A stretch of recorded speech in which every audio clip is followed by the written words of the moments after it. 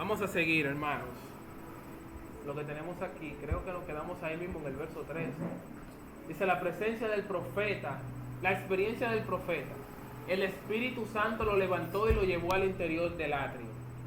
¿Y cuál fue el privilegio del profeta? Él vio que por la misma puerta donde la presencia de Dios se había alejado, por esa misma puerta fue que Dios regresó y entró, que era la puerta que estaba en el oriente. ¿Qué dice los versos 4 y 5? Dice, la gloria de Jehová entró en la casa por la vía de la puerta que daba al oriente, y me alzó el espíritu y me llevó al interior del atrio. He aquí que la gloria de Jehová llenó toda la casa. Entonces, Dios siempre estará esperando a que su casa, su templo, se organice para Él volver a entrar, para Él volver a la casa donde Él habitó. Y eso me recuerda que Jesús da una pequeña enseñanza y dice, cuando el espíritu inmundo sale de un cuerpo que se encuentra en lugares secos, como no encuentra casa donde habitar, él se devuelve a ver si la casa de donde él salió todavía está disponible, todavía están alquilando ahí.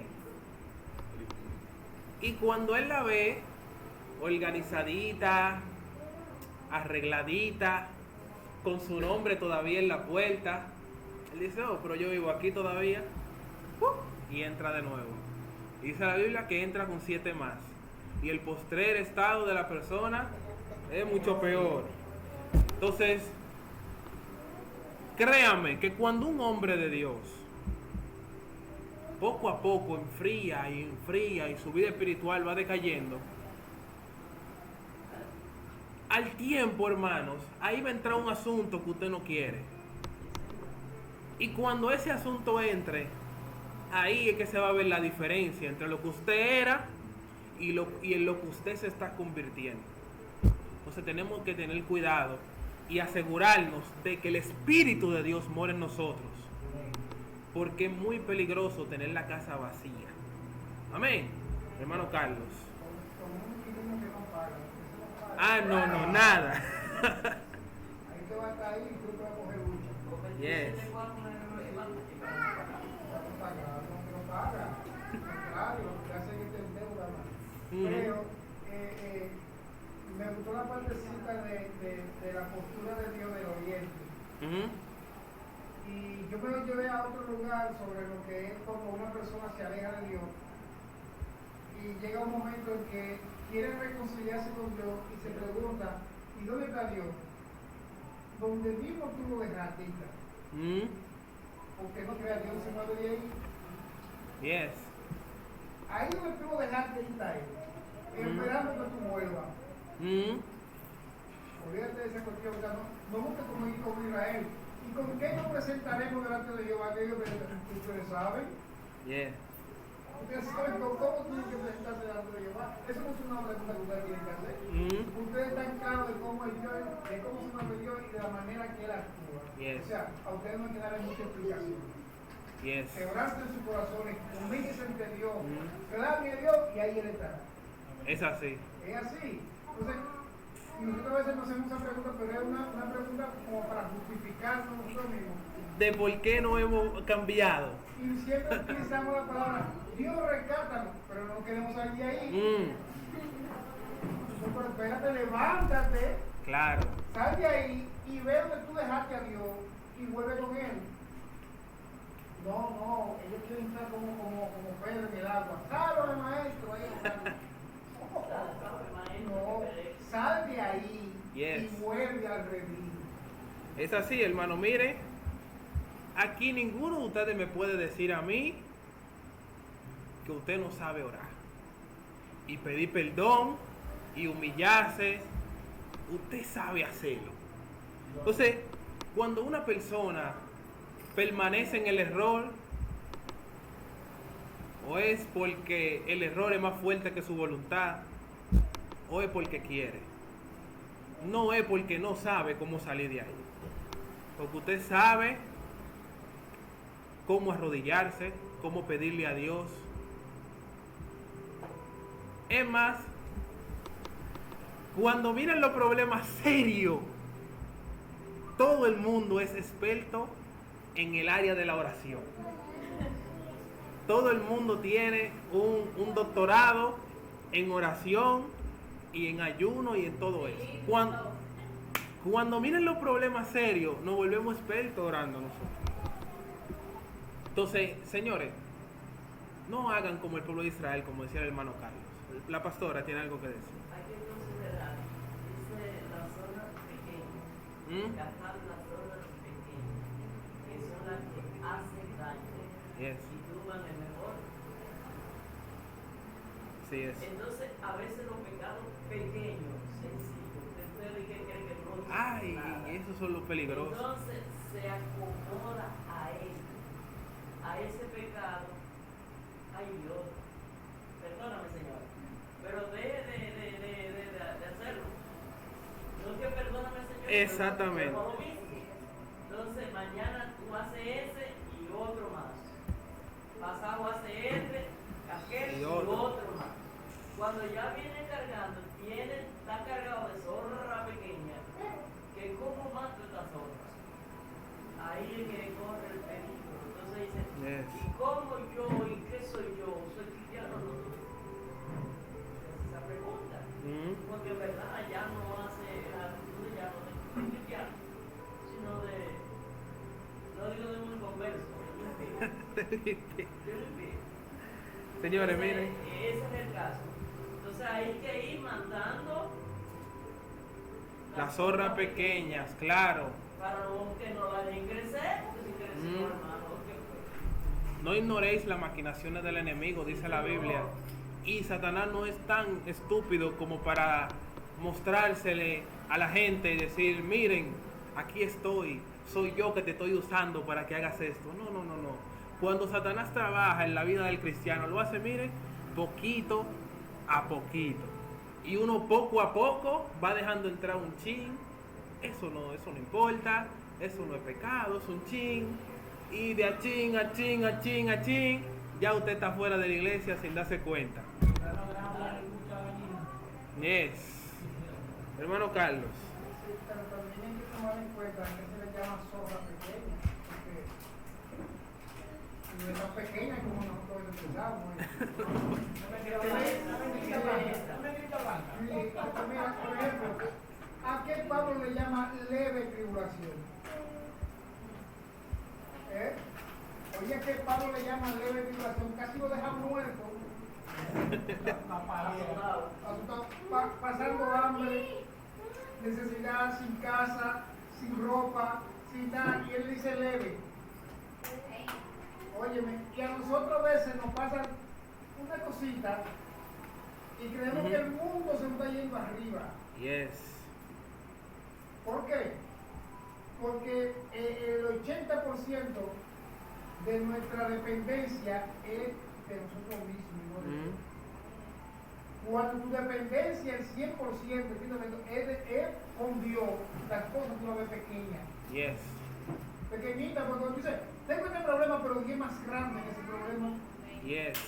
Estoy pasando por una tribulación fuerte, pero Dios es justo y poderoso y no me dejará caer. Yes. Y en el momento preciso me va a levantar. Entonces, esas personas que tienen esa fe y esa entrega y esa dedicación y que tienen a Dios por encima de todo, porque cuando hablamos de poner a Dios por encima de todo, es que está por encima de los problemas, de cualquier Claro, problema. de todo. Entonces, nosotros entramos en el renglón del apóstol Pablo de decir que es leve nuestra tribulación. Es una pequeñita, es una cosa leve, que en un momento determinado el soberano va a decir ya, y se Yes. terminó. Y la bendición va a sobreabundar, será mucho más grande que lo que nosotros estamos pasando por el momento. Y eso es lo que nos llama a nosotros a decir ese poema de pequeñas, de leves, pero que si lo miramos humanamente, no son tan pequeñas, son fuertes. Oh, pero humanamente, Pero cuando nosotros estamos en lo espiritual, cuando nosotros estamos en Dios, son leves tribulaciones. Son cosas sencillas. Y recuerden la clase pasada cuando hablamos de la dependencia de las ovejas a su pastor. Y de qué tan confiadas, sí, nuestro pastor Jesús. Y de qué tan confiadas son las ovejas. Iba a decir abejas. De qué tan confiadas son las ovejas que pueden pasar un día completo sin beber agua y siguen a su pastor confiando en que su pastor va a encontrar el agua. Entonces, por más que dure el problema y la tribulación, cuando usted es una oveja mansa que confía en Dios, usted sigue al Señor sin titubear, sabiendo que Dios va a resolver esa situación. Amén. Entonces, yo quiero que la hermana Rosy me lea desde el verso 6 hasta el verso 9 del mismo capítulo 43.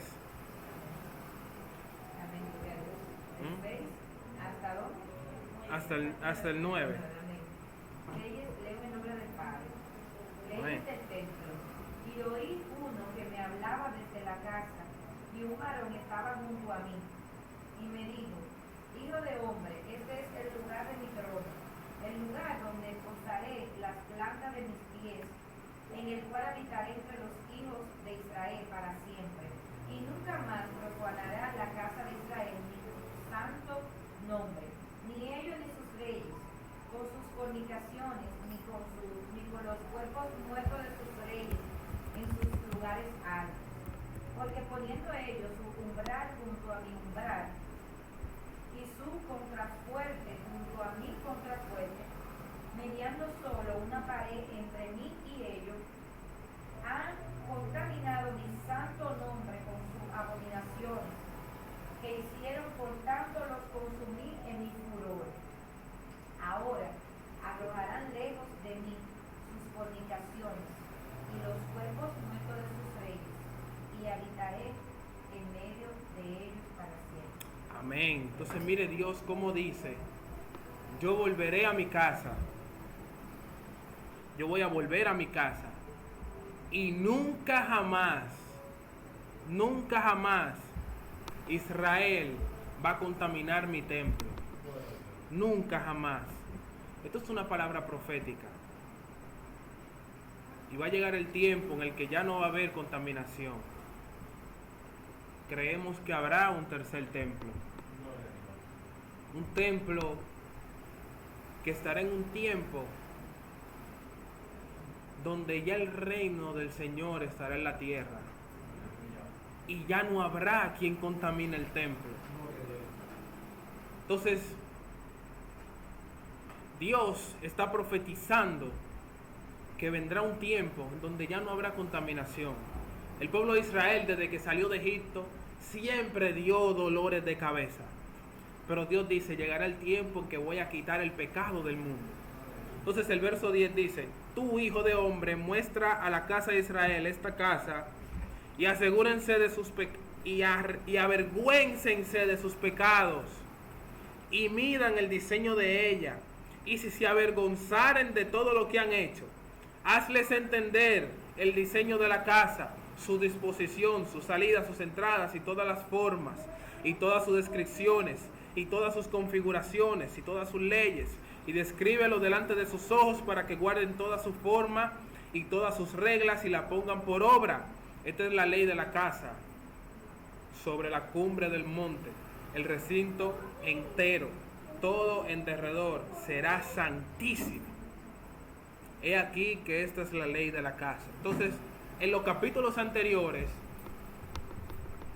nos vamos a dar cuenta que Dios le está diciendo a Ezequiel: el templo que yo quiero va a ser así, el altar de tanta medición, el lugar santísimo así, el lugar santo así, el atrio así, el patio de esta forma, de tantos metros, y todo eso.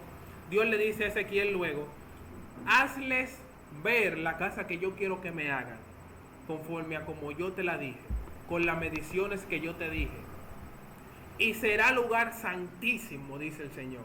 Entonces, Cuando nosotros entonces lo traemos a nuestra vida, ¿qué Dios nos está diciendo? El templo donde yo habito, el único templo donde yo habito, es el que está hecho a la medida que yo quiero. ¿Qué Dios está diciendo? Que las personas en las cuales Él habita son personas que caminan de acuerdo a la voluntad de Dios. Cuando nosotros hacemos lo que queremos, es lo mismo a que el pueblo de Israel haya hecho un templo como le dio su gana y no como Dios lo pidió, que fue el caso del segundo templo. El segundo templo lo construyen, todo bonito, todo precioso, pero Herodes le hace unas remodelaciones. Pero Dios no pidió remodelaciones. Le pasó como a David, que David quiso llevar el arca en un carro de oro, precioso, perfecto, pero Dios no pidió lujos. Dios pidió que lo llevaran sus levitas. Entonces, cuando nosotros hacemos lo que nosotros queremos, no podemos esperar que la gloria de Dios habite ahí. No podemos esperar eso. Y lo mismo sucede con nosotros. Cuando usted hace lo que le da su gana y no sigue la voluntad de Dios, no espere que Dios esté con usted. Eso es lo que Dios dice. Bueno, Carlos. Eso es lo que yo siempre digo. No se quiera pasar de bueno. Porque no crean que con hermoso deseo usted va a impresionar a Dios. Yes. A Dios no le impresiona nada con eso. Dios tiene a su esposa como Él la quiere y así es que hay que hacerlo. Yes. Porque tú dices, oye, pero es que mi Dios es demasiado grande. Yo voy a hacer esto. No. Y tú crees que tú vas a conmocionar a Dios. A llenarle los ojos a Dios. Ay, no, es que Dios se merece algo mejor. No, Dios se merece lo que Él quiere. No más de ahí. Pues, ahí es que entra, aunque yo me en ese tema, la santidad. Yes. Que hay personas que quieren ser más santos que Dios. De verdad. Ay, Dios mío. Se sobrepasan. Mira, cuando yo me fui a bautizar, la primera vez que yo fui a bautizar allá en la iglesia, que me fui a bautizar, yo me quedé mirando a una señora y que se quedó el día entero para toda mirando para el cielo. Y con la cara del semblante tumbado, como reflejando a Cristo. Con el Cristo de la película.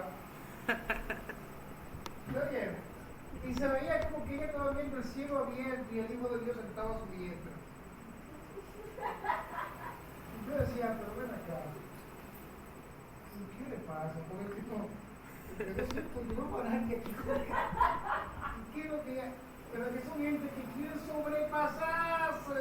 Señores, no. Eso era alegre. Yes.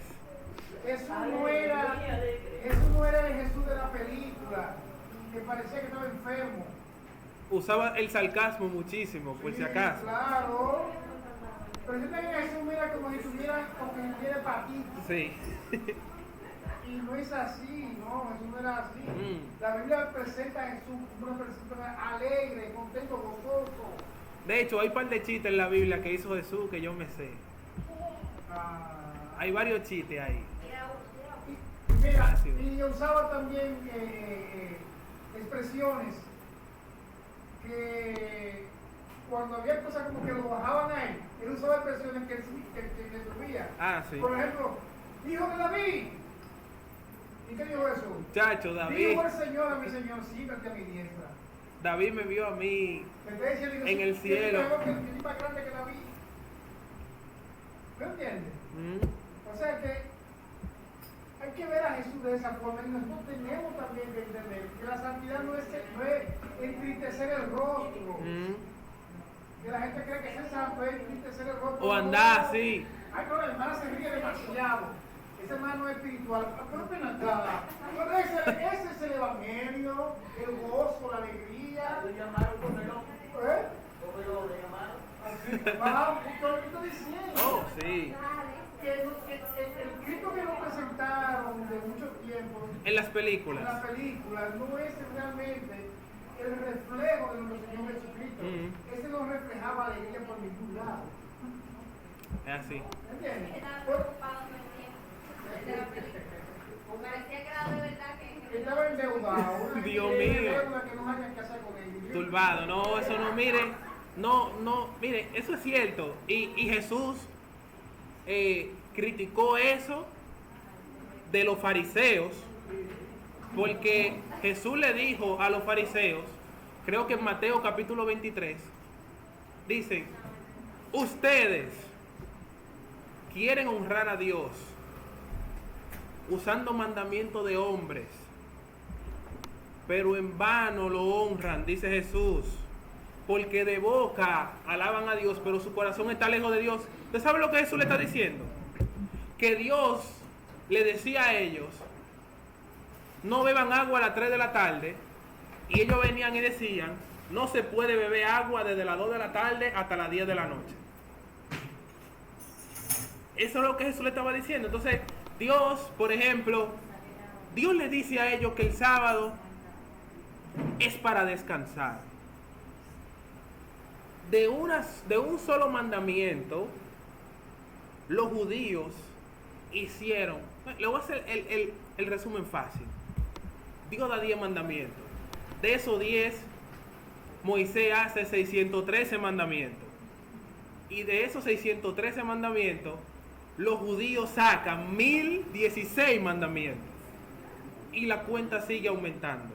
Y ya cambiando la reforma. Cada vez que van a donde los sabios, fulana salió embarazada y no se sabe quién fue. No son dichos 100 y pico. 100 y pico, 1100 y pico. Fulana salió embarazada y no se sabe quién es. Ah, bueno, hay que inventarse una nueva ley. Si una mujer sale embarazada y no se sabe quién es porque tal vez se bañó en una tinaja donde había semen de hombre. Entonces eso quiere decir, de ahí sacan, miren, un sinnúmero de cosas. La nacionalidad se la da a la mujer, el hijo va a tener el apellido de la mujer, nadie va a caer preso, todo eso. El problema no es eso, hermano. Dios no critica eso. Jesús nunca criticó eso, porque Jesús también lo hizo. No hay problema en que la Biblia diga no bebas agua y tú prohíbas beber todos los líquidos. No hay problema en eso. El problema está cuando usted pone ese mandamiento que usted se inventó al mismo nivel que el mandamiento de Dios. ¿Lo ven? Por eso que Jesús dice, ustedes toman el mandamiento del hombre y lo ponen al nivel del mandamiento de Dios y en vano honran a Dios. Dios no acepta eso. Ahora, si usted humildemente dice, bueno, aquí hay un problema en esta comunidad donde yo estoy pastoreando, por ejemplo, la pastora, que los pastores legislan, en esta comunidad donde yo estoy pastoreando, hay un problema con la televisión. La gente se está volviendo loca con la televisión, los muchachos están saliendo enfermos por la televisión. Un ejemplo, la pastora tiene la potestad de prohibir la televisión. No, pero ella misma tiene que dejarle entender a la gente que no es que la Biblia lo dice y que Dios lo prohibió, es que hay una necesidad en la comunidad y ella quiere que los cristianos marquen la diferencia. Así se puede. Eso se llama hacerle cerco al mandamiento. Jesús también lo hizo. Lo que usted no puede decir es, eso es pecado, y buscar un texto bíblico que no dice nada de eso y decir, miren lo que dice ahí, eso es pecado. Eso no se puede y Jesús lo prohíbe. Yo digo que entre prohibir y prohibición, yo digo motivar o persuadir Yes. a no usar, Convencer. pero prohibir, que ese es tema de doctrina. Yes. Prohibir es importante, no, no y no. No lo haga o te va para el infierno. Todo es lindo porque no lo conviene. Yes. Exactamente. Todo es lindo porque no lo conviene. Mira, entre eso va a ponerse en función la cultura. Claro, siempre. Mira, la derivación de las leyes siempre ha existido. Ujú. Las normas eclesiásticas siempre han existido. Yes. Ahora, como tú dijiste, el problema es que las normas las estamos llevando al ámbito de salvación. Y no es una salvación, eso es una opción.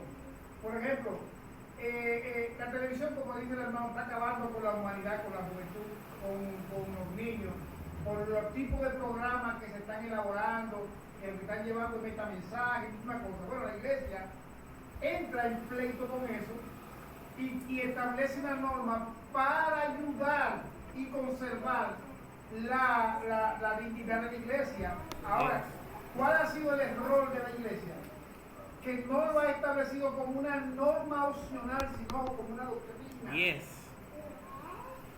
No, usted no puede beber refresco rojo. No puede beber refresco rojo. ¿Por qué? No sé, pero no puede beber refresco rojo. Entonces es prohibición. Pero pues, espérate, si tú me dices que el refresco rojo está contaminado, está haciendo algo porque Dios, tú sabes que Claro. muchas cosas que eran que contaminaban, no eran que eran pecados, Muchos- sino muchos- que te podían traer problemas en el cuerpo y yo lo Muchos alimentos Dios Exacto. prohibió por eso. Entonces, si tú me explicas, mira, la química que están haciendo los refrescos, lo mejor es que la iglesia se cuide porque la iglesia tiene que tener, tiene que estar bien preparada para cualquier fusión que Dios le establezca en este mundo, ¿ok? Vamos a prohibir esa parte, pero no es que es pecado. Exactamente. Eso es una cuestión de normas de la iglesia como preservación al cuerpo humano.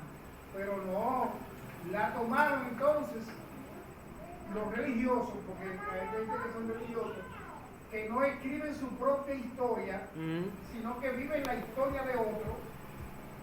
¿Te entiendes? O sea, se sustentan de la vida espiritual de David, Ujú. pero ellos no crecen.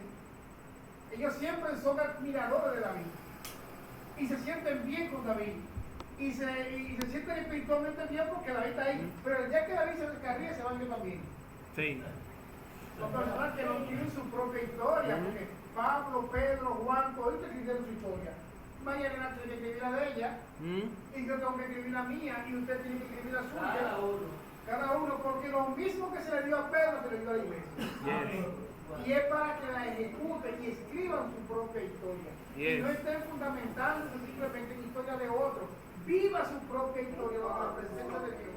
Y haga estrago en esta tierra bajo la presencia de Dios.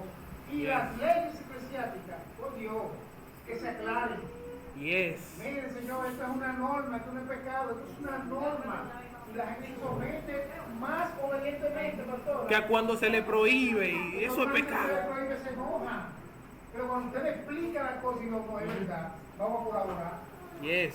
Vamos a colaborar porque te lo queremos la salud. Y si lo queremos la salud, yo me sacrifico, vamos a sacrificarnos todos.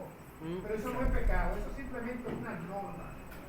Como dice el apóstol Pablo, hay unos que miran un día, hay otros que todos los días son lo mismo para ellos, hay unos que se atienen de comer cerdo y esto y aquello, hay otros que comen, a todo Dios lo recibe. Eso dice el apóstol Pablo. Entonces, si usted quiere vivir en una santidad, vamos a decir, abstenerse de muchas cosas y apartarse para Dios, hágalo. Eso es bueno. El error está en cuando usted dice que si no se vive así, se van a ir para el infierno o están pecando. Y aún peor, cuando agarramos textos bíblicos y lo asociamos con ese disparate que no inventamos. ¿Entiendes? Perdón, David, porque quiero rectificar algo. Escúchame. Es verdad que somos salvos, Yes.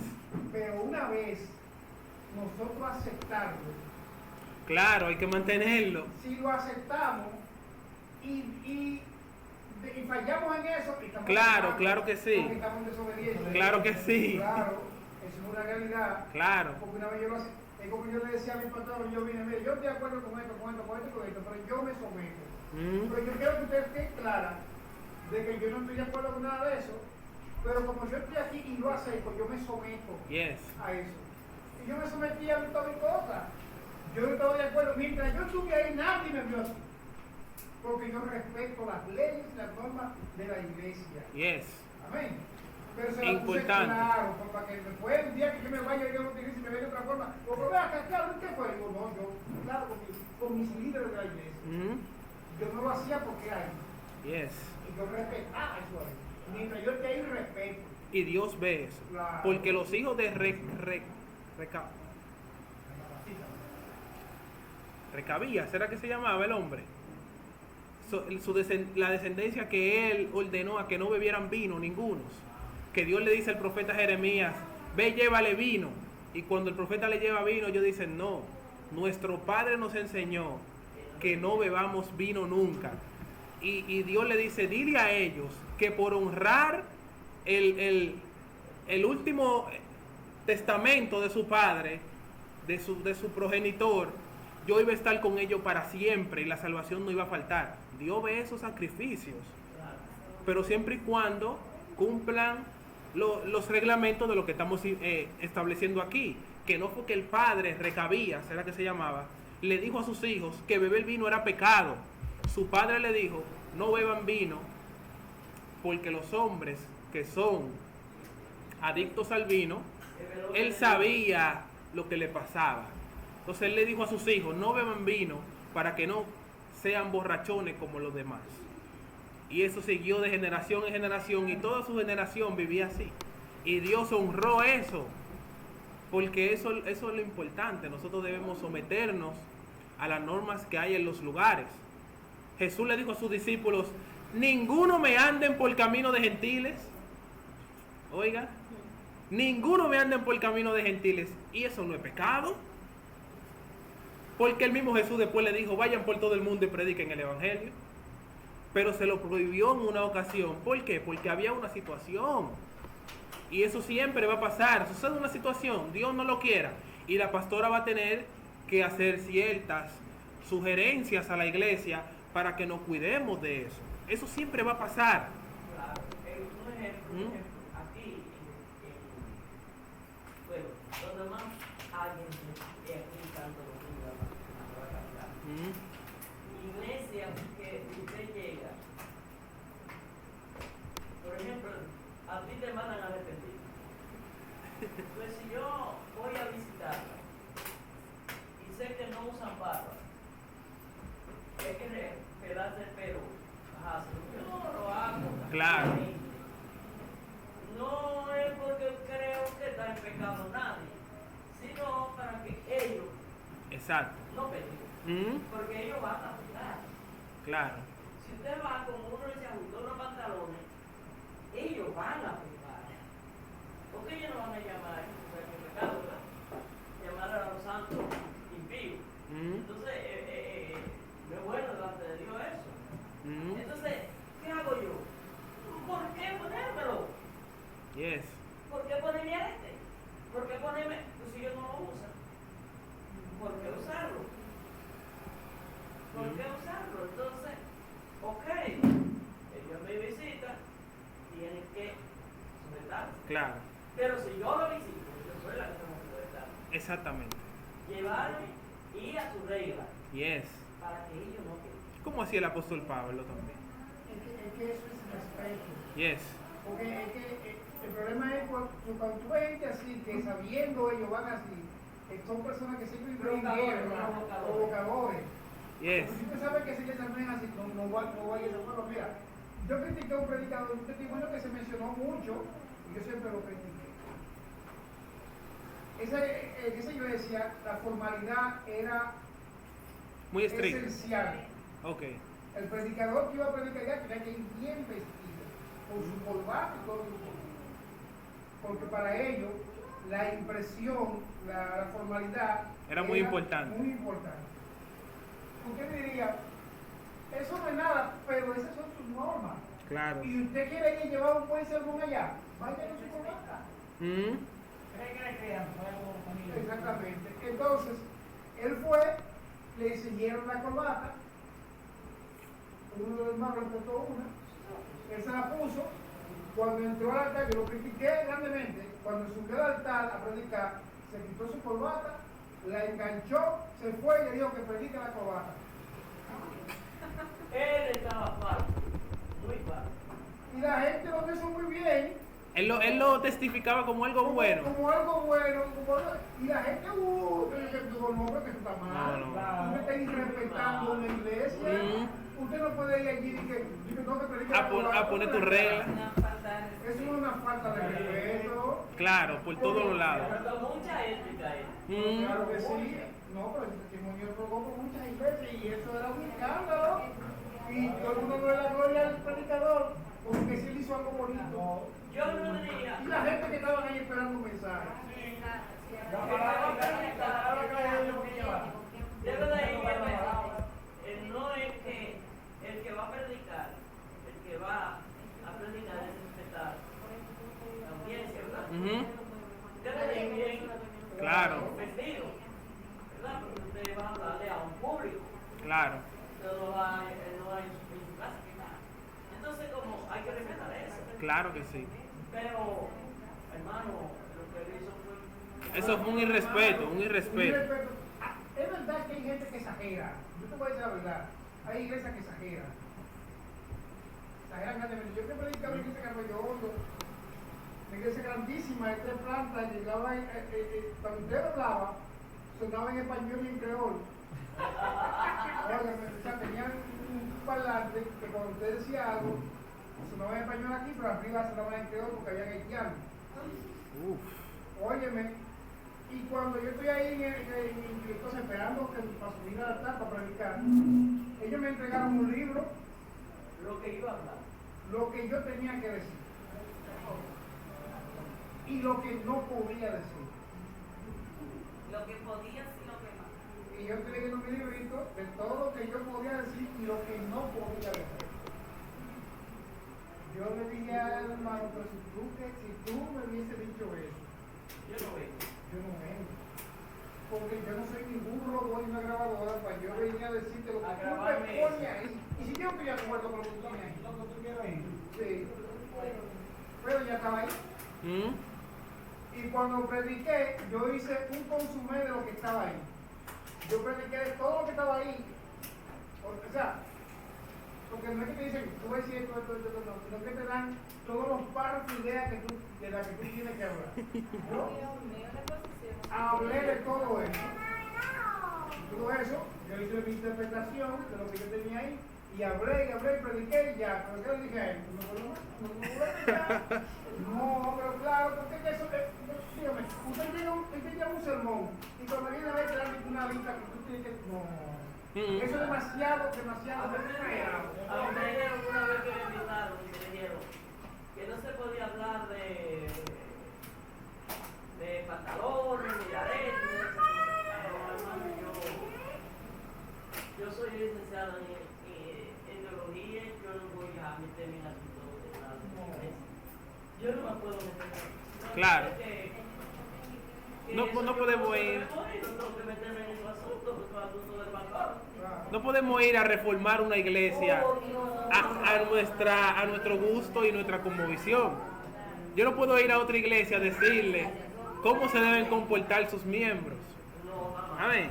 Entonces, vamos a ir a Ezequiel capítulo 47, hermanos. Los 2 puntos que faltan realmente son cortitos. Pero hemos cubierto bastante material ya con el primer punto. Ezequiel capítulo 47.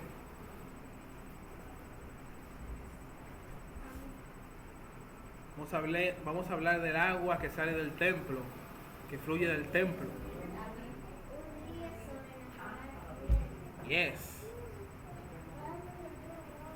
Entonces vamos a leer los primeros 2 versos, el 1 y el 2.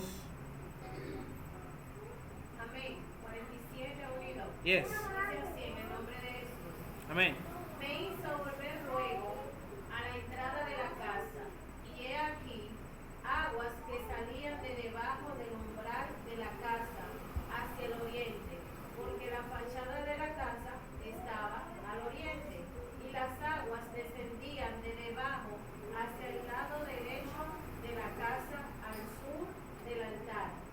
Y me sacó por el camino de la puerta del norte, y me hizo dar la vuelta por el camino exterior, fuera de la puerta, al camino de la que mira al oriente, y vi que las aguas salían del lado derecho.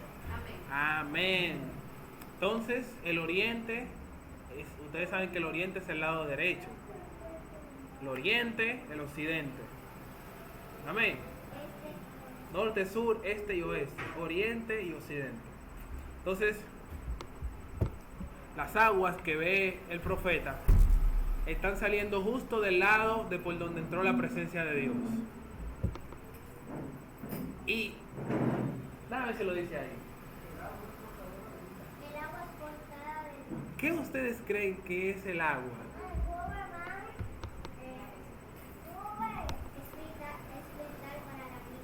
¿Qué usted cree que representa el agua? La presencia del Señor entró en el templo. Empezó a llover agua. Salía del templo agua. Le voy a dar un ejemplo. Digo, una pequeña pista. Jesús, cuando está hablando con la mujer samaritana, le dice: si tú supieras quién yo soy, me pedirías agua, yo te diera agua que salta para vida eterna. De hecho, tiene mucho que ver con el bautismo, porque los judíos, por ejemplo, cuando van a bautizar a alguien, tienen dos formas de bautizar. Tienen que bautizarlo obligatoriamente en un río donde las aguas estén vivas, o sea, que corran, o en un estanque que haya sido lleno con esas aguas. Hay un asunto que pasa en los bautismos. ¿Qué le pasa a la gente? O por lo menos en el primer siglo, ¿qué sucedía cuando alguien era bautizado?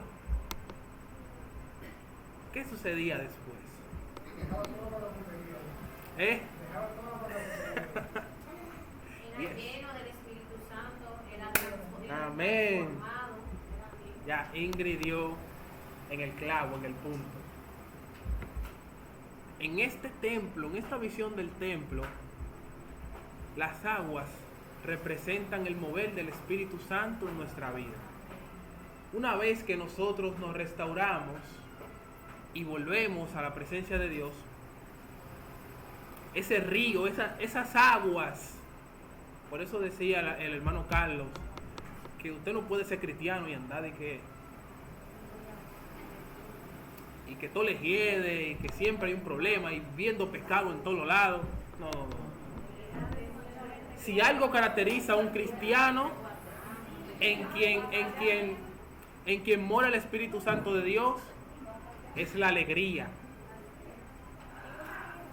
ese gozo de saber que somos salvos, de saber que los problemas no representan nada delante de Dios. Entonces, eso es el Espíritu Santo de Dios. Aquí tenemos que en el huerto había un río para regar, el que se repartía por los 4 brazos. Eso es en el huerto del Edén. Ustedes saben que habían 4 ríos. Sí, en nuestra morada celestial, un río limpio, resplandeciente, de aguas vivas, saldrá del trono de Dios. Eso también es simbólico. Y nos muestra cómo la tierra se va a llenar de la gloria de Dios. Y nosotros estaremos ahí. Amén.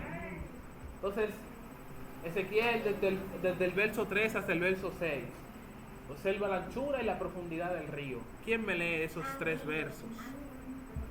Amén. Y salió el varón hacia el oriente, llevando un cordel en su mano, y midió 1000 codos, y me hizo pasar por las aguas hasta los rodillas.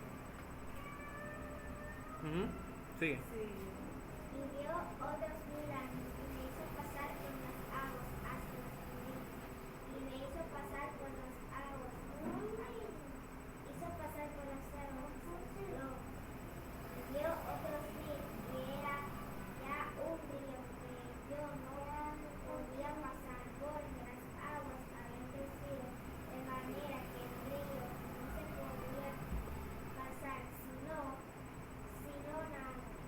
Y me dijo: ¿Has visto, hijo de hombre? Amén. Entonces, dijimos que las aguas representan el Espíritu de Dios. Y Ezequiel dice que midió 1000 codos y las aguas le daban por los tobillos. Después el varón que él vio, el asunto que él vio, que él describe que parece un varón, midió de nuevo las aguas y dice que le daba por las rodillas. Después la midió de nuevo y le daba por los lomos. Y cuando la midió al final, estaba tan hondo que no podía cruzar sino nadando. Dado que sabemos que las aguas representan el Espíritu de Dios, ¿a qué se refiere Ezequiel? ¿Qué usted cree que Ezequiel está diciendo ahí? Cuando dice que las aguas iban desde los tobillos hasta las rodillas, hasta sus lomos, hasta que lo cubrían por completo y tenía que nadar. No tenga miedo. Diga su parecer, que no importa. ¿A qué usted cree que Ezequiel está describiendo cuando dice que las aguas, la cual ya la hermana Ingrid dice que representaban el Espíritu de Dios, primero le llegaban a los tobillos, después a las rodillas, después a los lomos y después lo tapaban por completo? Y después la cabeza. Explique eso, hermana Miriam. Bueno, yo entiendo que el Espíritu Santo te va llenando poco a poco. A medida que tú le vas buscando, que le vas dejando entrar a tu vida, te va llenando poco a poco hasta tener una llenura total. Exactamente, hermana. Y corroborando también, como dice Miriam, creo que la intención del Espíritu Santo es cubrir nuestras vidas por completo, que no sea en parte, que no nos satisfagamos con que hemos tenido una experiencia hoy con el Espíritu Santo, sino con que esta experiencia sea continua. Yes. Creo que es la intención del Espíritu Santo para con nosotros, que haya una conexión, que haya una comunicación continua y constante. Porque Miren, Él es que nos va a levantar. Yes. Él es que nos va a levantar, no sabemos en qué momento nosotros vamos a sufrir o a vivir esta experiencia y para poder cantar victoria y que el mismo Espíritu Santo que tiene una intención, yo creo que hasta mayor que nosotros mismos, de que nosotros podamos cantar victoria. Yes. Debemos estar, ¿verdad?, en el ambiente de Dios para cuando pase ese momento. Es así, miren. El apóstol Pablo no era cualquier persona. Estamos hablando de un hombre que se crió, que nació, que estudió Torá a los pies del hombre más sabio de Israel. No es cualquier cosa. Esa gente no enseña. La posición en la que estaba Gamaliel, la posición rabínica en la que estaba Gamaliel, que era un jajam, que significa sabio, nada más hay un solo de eso en toda la nación, es lo primero. Esa gente no enseñan a nadie, ellos nada más están ahí para dar inicio a la reunión. Cuando se reúne el Sanedrín, ya se acabó, y son los que dicen la conclusión final. Se va a hacer esto después de que todo el mundo haga. Ese nivel de autoridad tenían ese tipo de personas. Y Pablo se crió ahí. Pablo se formó ahí. Fariseo de fariseos. O sea, que el hombre tenía un nivel de conocimiento increíble. Se convierte.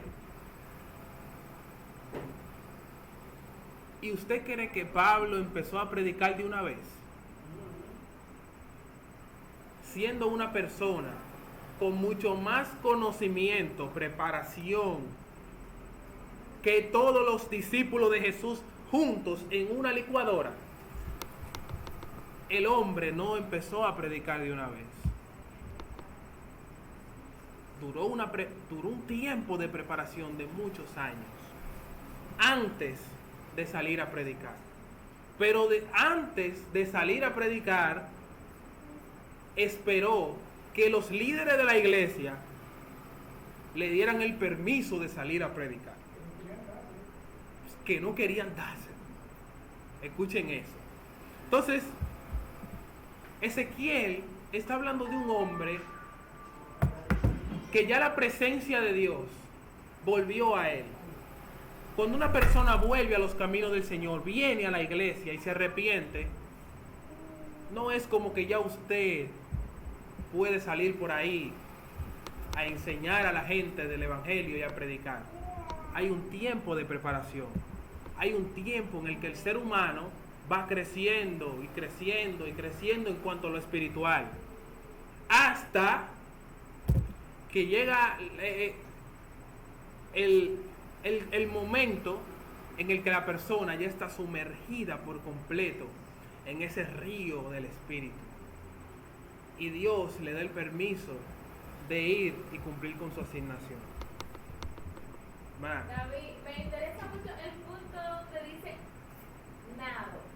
Nada. Que creo que no sé si me perdí ahí, pero creo como que no tocaba ese punto. Eso es. Sí, pero tú puedes abundar. Sí. Un poco ahí. Ok. Lo que sucede es. Ya cuando yo paso ese nivel del nado. Ok, entonces miren. Que tiene que nadar. Sí. Ese es Ezequiel, ¿verdad? Yo creo que tú levantaste la mano.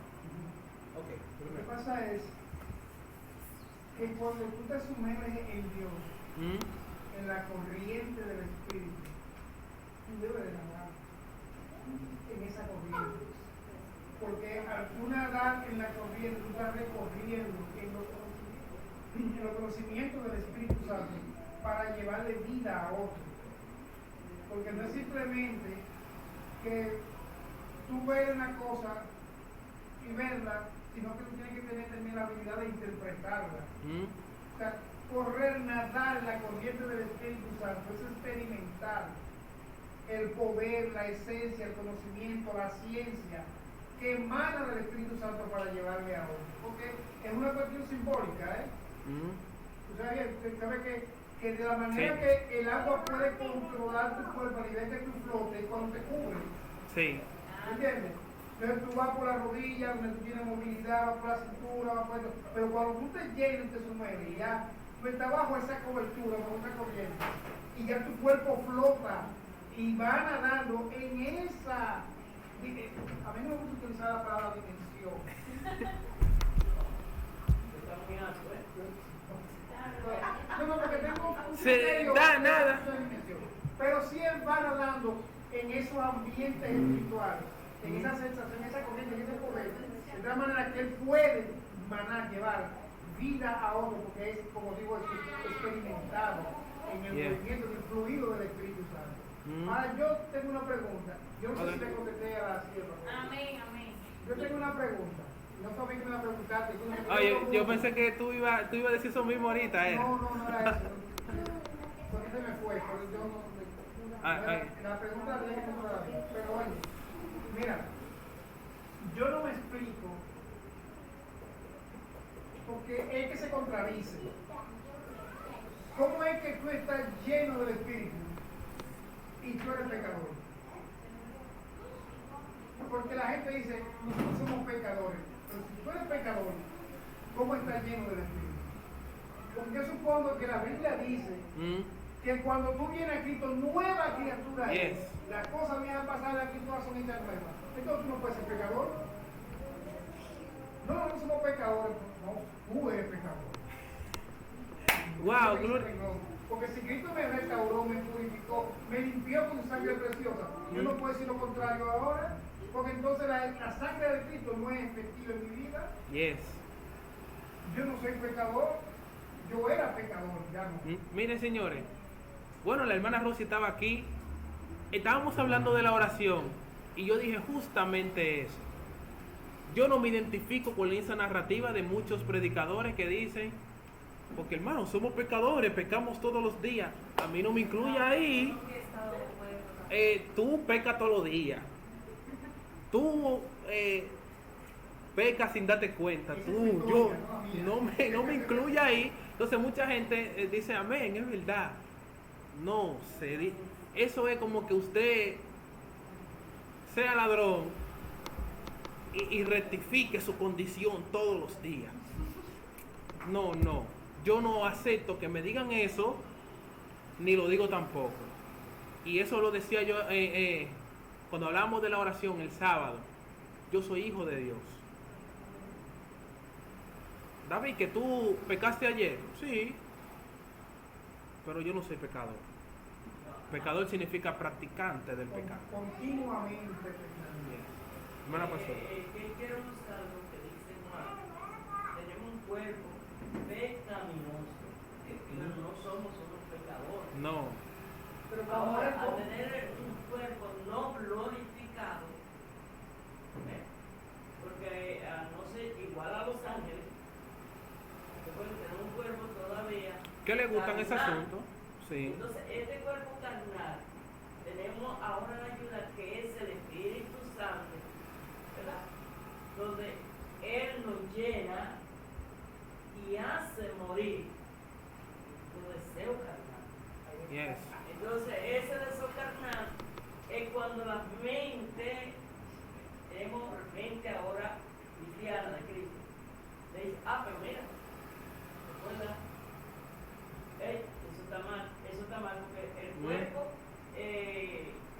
que es donde Satanás quiere, por eso nos enfermamos, por eso nos sentimos dolores, por eso nos sentimos todas esas cosas, y todas esas cosas vienen, porque es un cuerpo que va a terminar. Yo no, ni usted ni nadie termina, porque el Espíritu nosotros tenemos, el alma que tenemos nos la dio Dios. Y es eterna.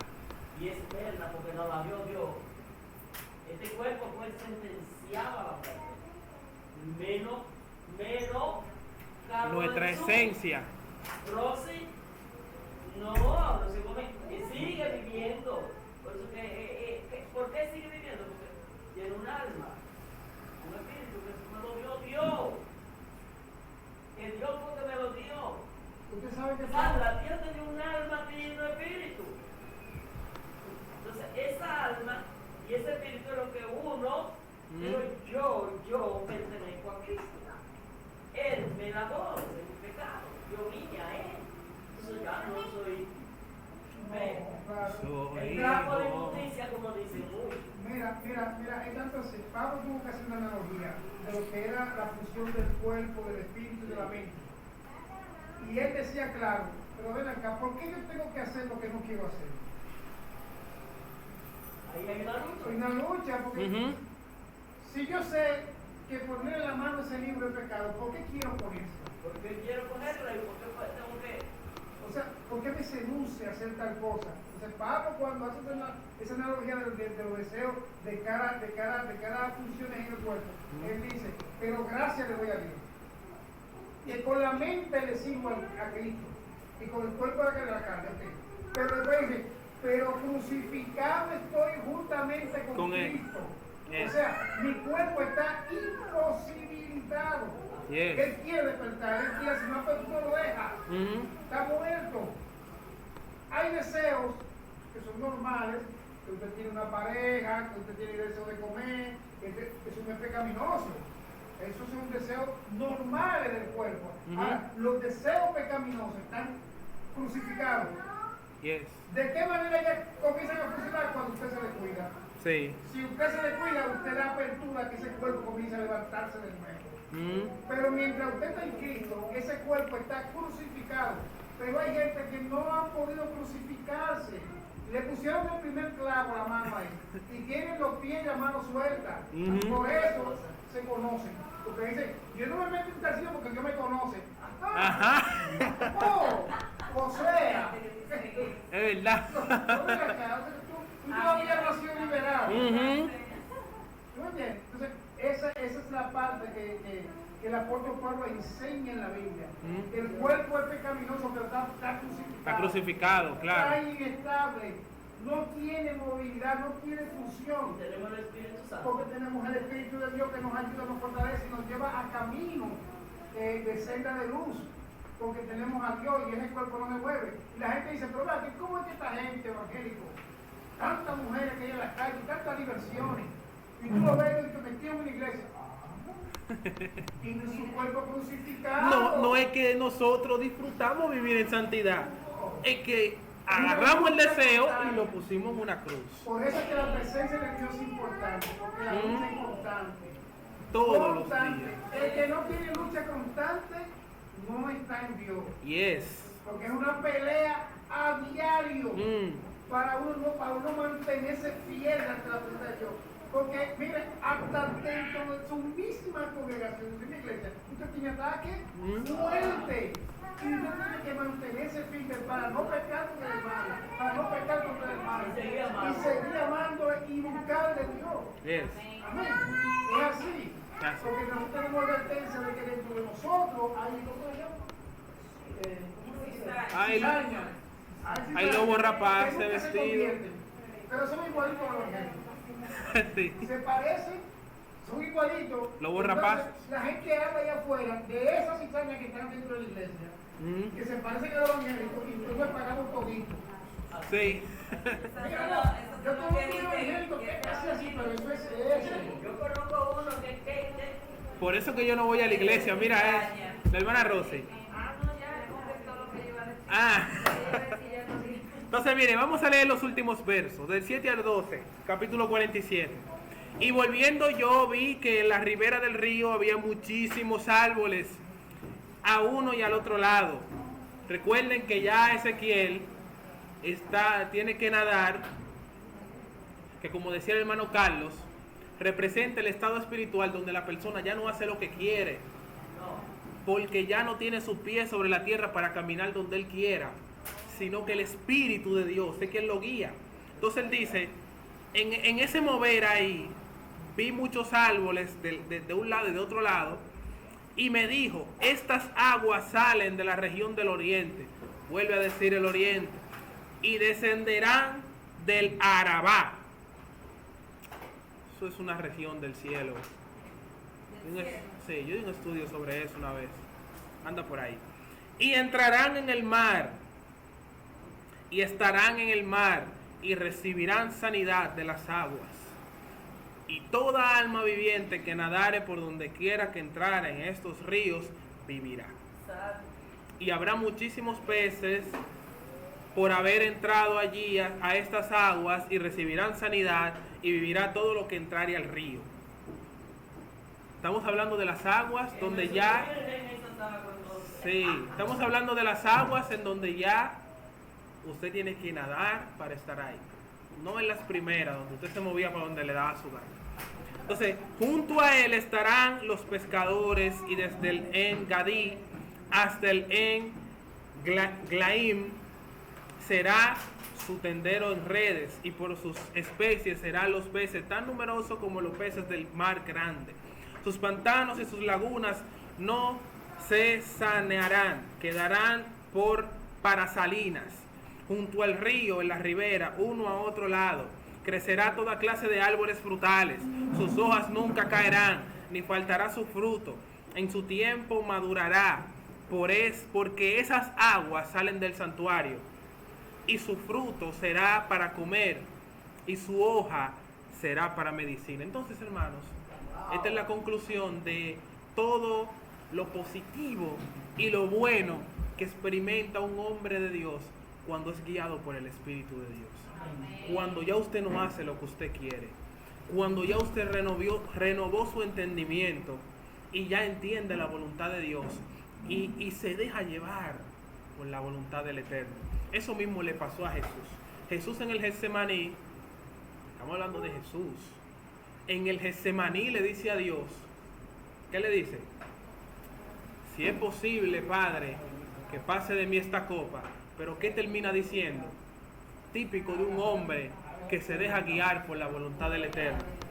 Que se haga tu voluntad y no la mía. Entonces, a veces la voluntad de Dios va a doler, como fue el caso de Jesús, donde la voluntad de Dios fue que Él muera. Pero va a traer salvación, va a traer vida eterna, va a traer medicina, va a traer alimento, va a traer sustento, va a traer santidad. Y a veces Dios va a requerir un sacrificio suyo para que un familiar suyo se salve. El caso es que siempre la conclusión va a ser positiva. Siempre que un cristiano, un hombre de Dios, se deje guiar por el Espíritu de Dios. Y fíjese que ya la Biblia dice que las aguas salían del oriente? ¿Y por qué la Biblia especifica que esas aguas salían del oriente? Porque esas aguas que guían a los siervos de Dios salen de Dios, que fue quien entró por la puerta del oriente. ¿Recuerdan? Entonces, tenemos que tener cuidado con mucha gente que se mueven igual que los hombres de Dios, que hablan lenguas igual que los hombres de Dios, que dan las mismas vueltas,